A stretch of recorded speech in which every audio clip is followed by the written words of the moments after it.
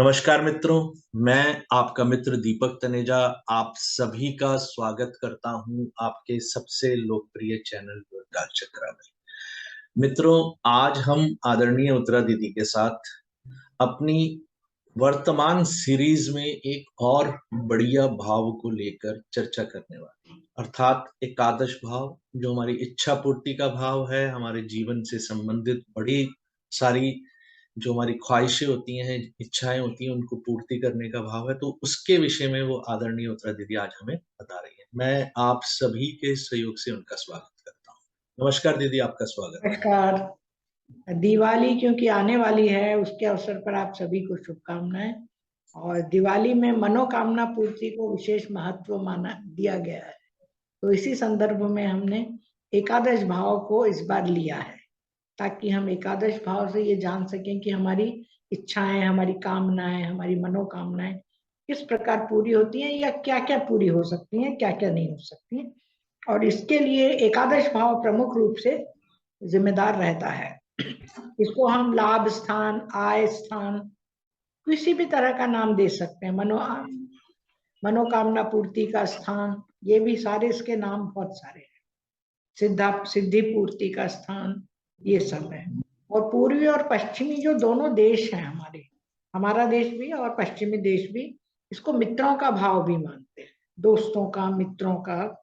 और ऐसे लोग जो जिसको जातक पसंद करते हैं, या जो जातक को पसंद करता है, उससे सहानुभूति रखता है, उसके सलाहकार, उसके चाटुकार, उसके सहायक, शुभ चिंतक, उसके पक्ष में बोलने वाले, ऐसे सभी लोगों को हम 11th हाउस से ही देखते हैं, 11वें भाव से ही देखते हैं कि भाई व्यक्ति के घनिष्ठ मित्र और ये सब किस प्रकार के होंगे, ये हम एकादश भाव से जान सकते हैं। अब जैसा कि हमारे शास्त्रों में बार बार कहा है कि नवम भाव, दशम भाव, एकादश भाव और द्वादश भावों को क्रमशः धर्म, अर्थ, काम और मोक्ष, ये 4 नाम दिए गए हैं, नवम भाव से लेकर द्वादश भाव तक। इसमें जो एकादश भाव है, वो उसको काम का नाम दिया गया है, लेकिन काम का मतलब यहाँ काम वासना से नहीं है। इसका अर्थ है आपकी मनोकामनाओं की पूर्ति होना। ये बताया गया है कि जहां तक की इच्छाएं, उसकी मनोकामनाएं, महत्वाकांक्षाएं पूरी होंगी या नहीं, ये बात हम एकादश भाव से जान सकते हैं। व्यक्ति जो भी काम करता है, चाहे वो व्यापारिक हो, चाहे वो व्यवसायिक हो, चाहे वो उच्च शिक्षा संबंधी हो, या विदेशों से जुड़ा हो, जुए का हो, सट्टे का हो, लेखन संबंधी हो, उसकी सफलता या असफलता का स्तर जो है, उस हम इसी भाव से देखते हैं। ये जो भाव है हमारा, स्थायी मित्रता से भी जुड़ा हुआ है। और इस भाव से जुड़े हुए ग्रहों की जब दशा अंतरदशा चलती है, तो व्यक्ति जो है आपसी समझौता करके और सफलता प्राप्त कर लेता है, चाहे उसका केस कितना भी कठिन हो। ऐसा हो जाता है कभी कभी, क्योंकि जैसा कि आप लोग सब जानते हैं, इसको हम लाभ भाव भी कहते हैं, प्राप्ति का भाव भी कहते हैं। तो हमें आमदनी भी यही भाव दिखाता है कि किस तरह की इनकम हमको होगी जीवन में। तो जब व्यक्ति अपनी मेहनत से कुछ भी लाभ कमाता है या अर्जित करता है, तो उसे हम लग्न भाव से एकादश भाव का जुड़ने के आधार पर ज्ञात करते हैं।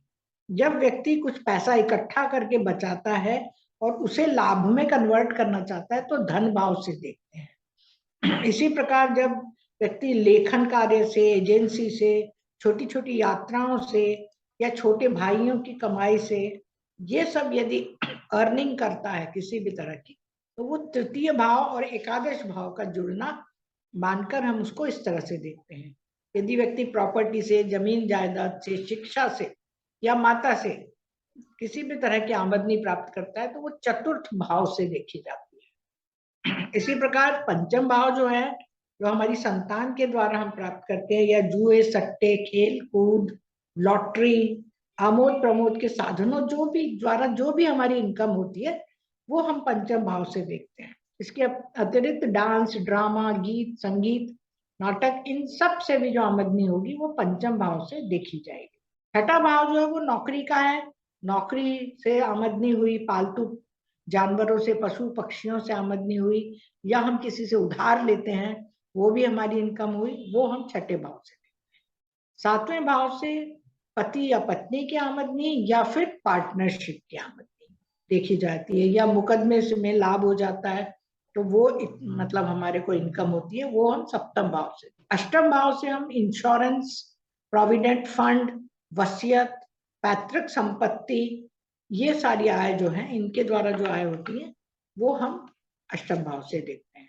अष्टम भाव और एकादश भाव का संपर्क होना या उनका संबंध बनना, विदेशी संपर्कों द्वारा आमदनी, अजनबियों द्वारा आमदनी, लंबी यात्रा द्वारा आमदनी, विदेश निवास द्वारा आमदनी, निवास तो नहीं, विदेश में रहकर या विदेशी लोगों से जो आमदनी होती है या पिता से जो आमदनी होती है, वो हम 9th हाउस से देखते हैं।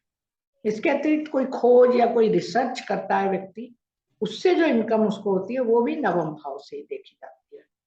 व्यक्ति जो अपना स्वयं का व्यवसाय करता है, व्यापार करता है और पूर्वजों द्वारा जो संपत्ति प्राप्त करता है, उसको हम दशम भाव से देखते हैं। हमारी कुंडली का जो 12वां भाव है वो सभी तरह के निवेश, खर्चे, धन का हाथ से निकलना बताता है, और हाथ से निकलने के बाद जो हमारी इनकम है उसमें से हम खर्चा करने के बाद जो बचता है वो हमारी जो है एकादश भाव से लाभ देखा जाता है। इस तरह से हम उसको कैलकुलेट करते हैं। मतलब प्रथम भाव से लेकर दशम भाव तक जो हमारी आमदनी होती है उसमें से द्वादश भाव से हम खर्चा निकाल देते हैं और जो बचता है वो हमारा लाभ होता है, उसी को हम एकादश भाव से देखते हैं। जैसे यदि कोई व्यक्ति किसी को पैसा उधार देता है तो मूलधन और ब्याज मिलाकर जो हमें आमदनी होती है वो भी हम इसी से देखते हैं। या फिर किसी ने उधार लिया है तो वो उधार वापस चुकाना, वो हम पंचम भाव से देखते हैं। तो सामने वाले को लाभ हो रहा है, क्योंकि पंचम भाव सप्तम भाव से एकादश भाव है। इसके अतिरिक्त एक और चीज है कि हमारी संपन्नता, खुशहाली, लाभ, इन सब के अलावा जो है हम एकादश भाव से ये भी देखते हैं कि हम सामाजिक और आर्थिक जीवन में कितने सफल रहेंगे, समाज में हमारा कितनी नाम प्रतिष्ठा भी हमें मिलेगी या नहीं। इसके अतिरिक्त एकादश भाव से संतान, मतलब हालांकि संतान हम पंचम भाव से देखते हैं, लेकिन एकादश भाव हमारे जीवन साथी का पंचम भाव है, तो हमारे संतान देखने के लिए हम पंचम भाव मतलब जीवन साथी का पंचम भाव भी हम देख लेते हैं। इसके ऊपर पंचम एकादश भाव के ऊपर हमारे बहुत सारे जो विद्वान हुए हैं ज्योतिष के, उन्होंने बहुत कुछ लिखा है।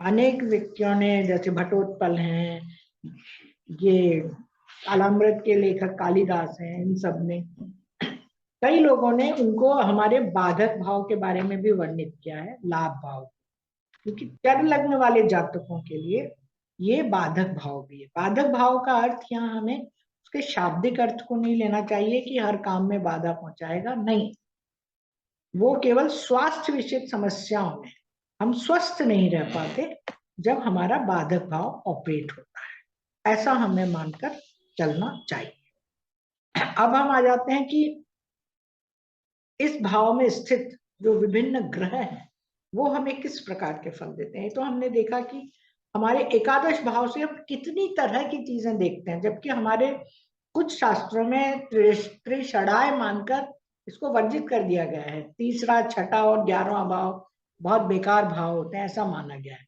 लेकिन वर्तमान संदर्भ में जब प्रत्येक व्यक्ति कामना करता है कि मुझे अच्छे से अच्छा लाभ हो, फायदा हो, तो यही जो भाव हैं ये सबसे अधिक उसके लिए सही और लाभदायक साबित होते हैं। तीसरा भाव मेहनत का, छठा भाव उसकी इनकम का या प्रयासों का, और एकादश भाव लाभ का।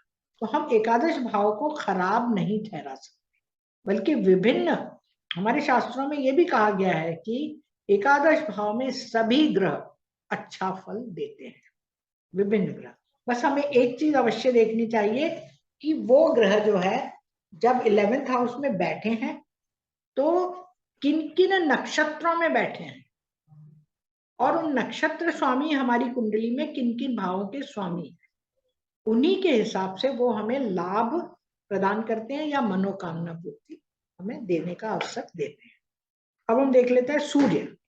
सूर्य यदि इस भाव में होता है तो हमें कामना पूर्ति और सफलता देता है। जातक सत्ता और उच्च पद प्राप्त करता है, स्थायी पद मिलता है, उसे सम्मान मिलता है, उसकी उच्च पदाधिकारियों से दोस्ती होती है और उनसे सहयोग भी मिलता है। और यदि अन्य ग्रह भी सुस्थापित हों तो उसे सामाजिक और आर्थिक प्रतिष्ठा भी मिलती है। अब हम देखते हैं कि गुरु यदि एकादश भाव में तो जातक के मित्र धनी और उच्च वर्ग के होते हैं, सच्चे भी होते हैं, प्रभावशाली भी होते हैं।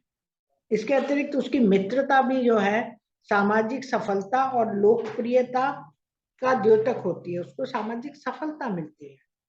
गुरु की स्थिति यहाँ पर होना, अन्य ग्रहों से शुभ दृष्टि संपन्न होना व्यक्ति को राजनीतिक सफलता तक देती है। यहाँ तक माना गया है कि जीवन के हर क्षेत्र में सफलता मिलती है, बशर्ते कि वो स्वयं अच्छे भावों का स्वामी भी हो और अच्छे ग्रहों के नक्षत्र में भी बैठा हो।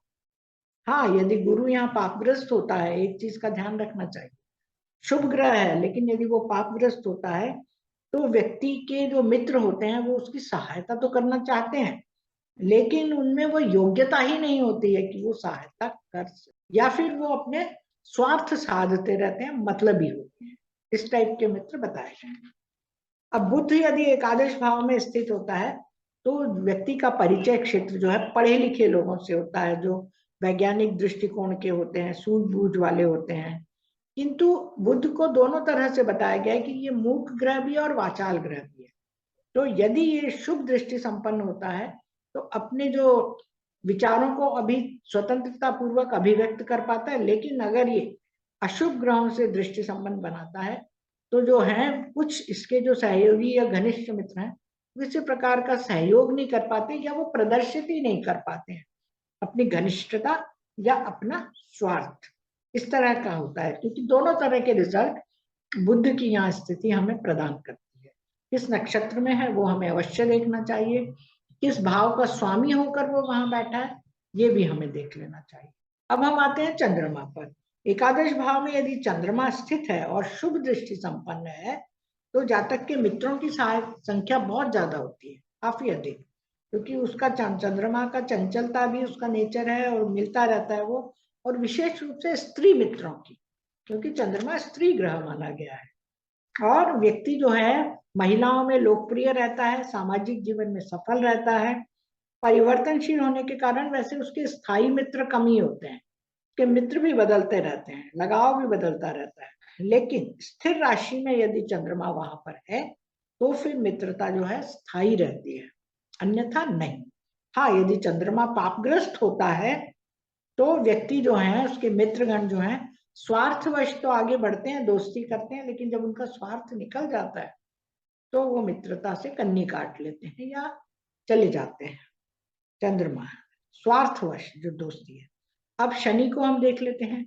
शनि जो है एकादश भाव में सुस्थापित हो, शुभ दृष्टि संपन्न हो तो भी जातक को जो है गंभीर किस्म के और अपने से आयु में बड़े मित्र मिलते हैं, और सबसे उसका जो मित्रवत है वो स्वभाव अच्छा रहता है। और फिर भी शनि जो है मित्रों की संख्या सीमित बताता है, बहुत ज्यादा मित्र नहीं होते। और जबकि गुरु के बारे में ऐसा कहा जाता है कि गुरु बहुत अधिक मित्र देता है। और यदि शनि पापग्रस्त है एकादश भाव में तो ध्यान रखना चाहिए कि बड़ी आयु वाले जो मित्र होते हैं वो उसको स्वार्थ के लिए इस्तेमाल कर सकते हैं और मतलब निकल जाने पर कन्नी काट ले। शनि रुकावटों और सीमाओं वाला भी ग्रह है और एकादश भाव में इसकी स्थिति बहुत अच्छी नहीं मानी गई है, ऐसा कहा गया है, क्योंकि हर काम में देरी करवाता है, सफलता में भी देरी देता है, मनोकामना पूर्ति या इच्छा पूर्ति में देरी करवाता है। एक चीज और है शनि की, कि जब शनि की दशांतर दशा चलती है तभी वो अपने फल प्रदान करता है, किसी और ग्रह को अपने फल नहीं देने देता, ये उसकी खासियत है। अब हम मंगल को देख लेते हैं कि मंगल यदि एकादश भाव में हो तो खेल कूद से जुड़े हुए, सेना या पुलिस से जुड़े हुए जो लोग होते हैं उनकी मित्रता देता है, और व्यक्ति अत्यंत बहादुरी और मेहनत से अपनी इच्छा पूर्ति के लिए काम करता है, मेहनती तो होता ही है, और सफलता भी प्राप्त करता है। लेकिन मंगल यदि यहाँ पापग्रस्त है तो जातक अपने मित्रों के प्रति अत्यधिक भावुक रहता है और उनसे दूरी नहीं सह पाता, ये उसका थोड़ा एक्सट्रीम टाइप रहता है बिहेवियर, अति 24 घंटे उनके साथ रहना चाहेगा, अगर वो दूर हो जाएंगे तो उसको नहीं अच्छा लगेगा। मंगल चूंकि महत्वाकांक्षी ग्रह भी है, अतः पापग्रस्त होने पर, यदि वो पापग्रस्त हो गया है कुंडली में एकादश भाव में, तो इच्छा पूर्ति के लिए येन के इन प्रकार प्रयास करता है। बस उसको अपनी इच्छा पूर्ति, चाहे वो बदतमीजी करे, चाहे वो बेचैनी करे, चाहे वो धृष्टता करे, वो कैसे न कैसे अपने उद्देश्य की पूर्ति में लगा रहता है, और जिससे उसके जो मित्र होते हैं वो उससे दूर होने लग जाते हैं। यदि शनि और बुध इसको पापग्रस्त भी कर दें यहाँ पर अकारक भाव के स्वामी होकर, तो दोस्तों में लड़ाई हो जाती है, झगड़ा हो जाता है, परेशानी हो जाती है। तो इस तरह से हमें ये देख लेना चाहिए कि मंगल क्योंकि उग्र ग्रह भी है, तो इसका दृष्टि संबंध किनसे बन रहा है, यदि वो वहां पर है तो। कई बार तो कई उसके मित्र जो हैं उसे गलत सलाह दे सकते हैं, उसे परेशानी में डाल सकते हैं, यदि मंगल यहाँ पर पापग्रस्त होता है। एक चीज और है कि एकादश भाव का मंगल अपने स्त्री मित्रों के प्रति पागलपन कर देता है, तो वो रह नहीं सकता। यदि वो पुरुष है और स्त्री मित्र यदि उसके दूर हो जाते हैं तो वो पागल हो जाता है, कुछ भी करने के लिए तैयार हो जाता है। अब हम देखते हैं शुक्र।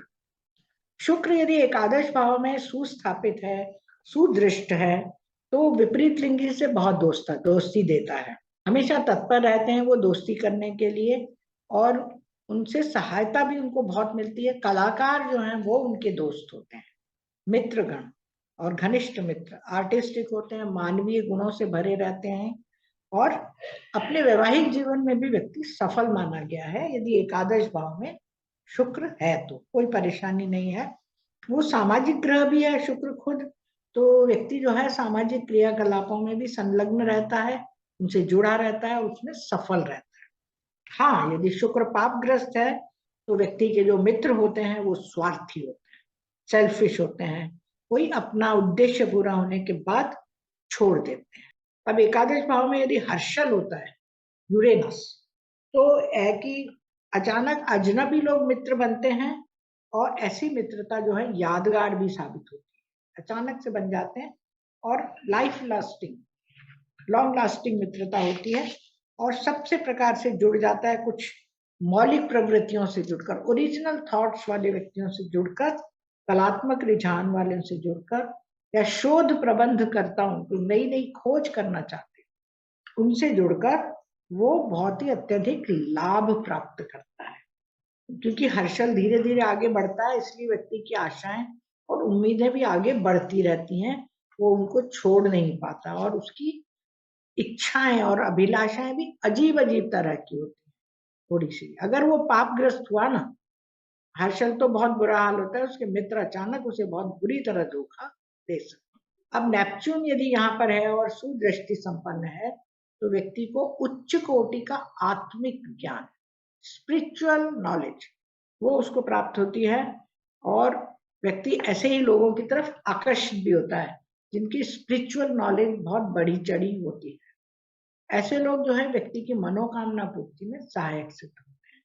हाँ, लेकिन यदि पापग्रस्त हो जाए नेपच्यून, तो फिर जो मित्र हैं वो मित्र होने का ढोंग करते हैं, सच्चे होने का ढोंग करते हैं, लेकिन धोखा दे देते हैं। ऐसे मित्रों से सावधान रहना चाहिए।